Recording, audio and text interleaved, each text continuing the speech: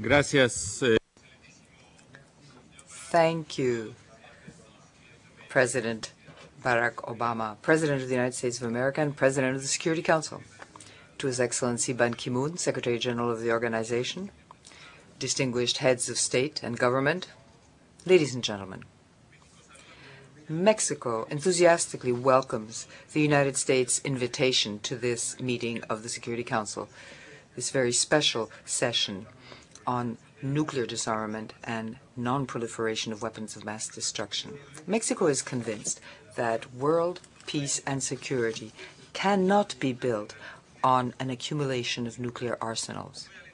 It's very encouraging that the United States and Russia, as we've heard, are negotiating a new strategic arms reduction treaty, precisely because the United States and Russia control 90% of the approximately 25,000 existing nuclear warheads. We believe that the final objective should be the total and complete elimination of nuclear weapons.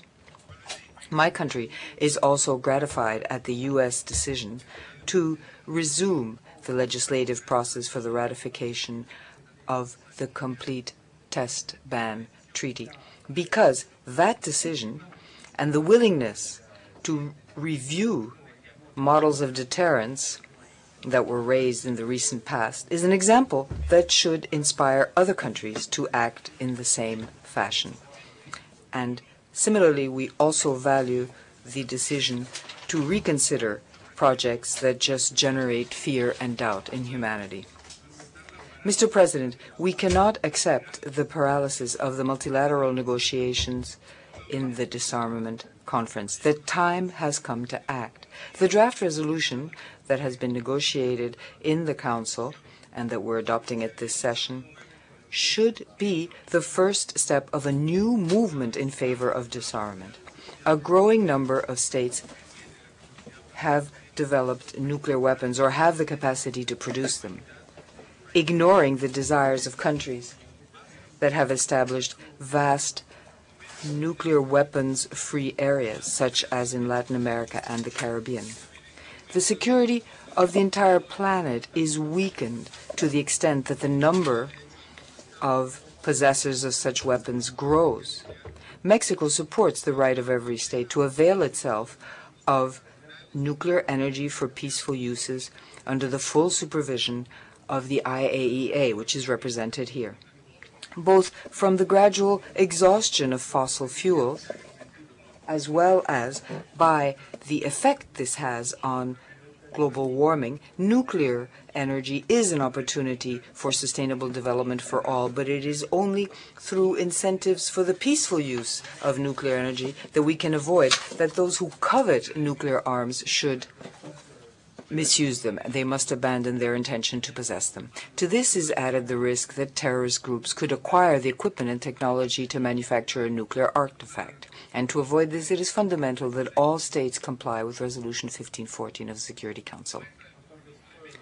To demonstrate Mexico's commitment, we have taken steps to join some of the international export control regimes, starting by the group of nuclear suppliers. We must redouble our efforts in favor of disarmament and non-proliferation without ceasing to promote the peaceful use of nuclear energy. Although nuclear disarmament is the central topic of this session of the Security Council, Mexico would also like to draw attention to the proliferation of conventional weapons.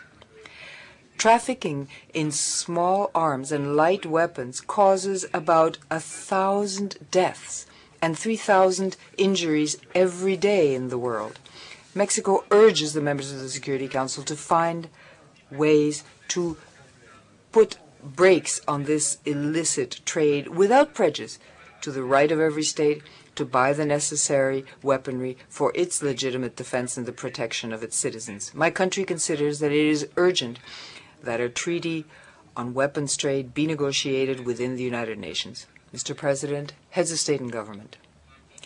Don Alfonso Garcia Robles, a Mexican who was awarded the Nobel Peace Prize because he had been the architect and promoter of the first nuclear weapons-free area in the world, in Latin America and the Caribbean, through the Tlatelolco Treaty, stated that our children have the right to demand that their parents hand down to them a world free of nuclear threats.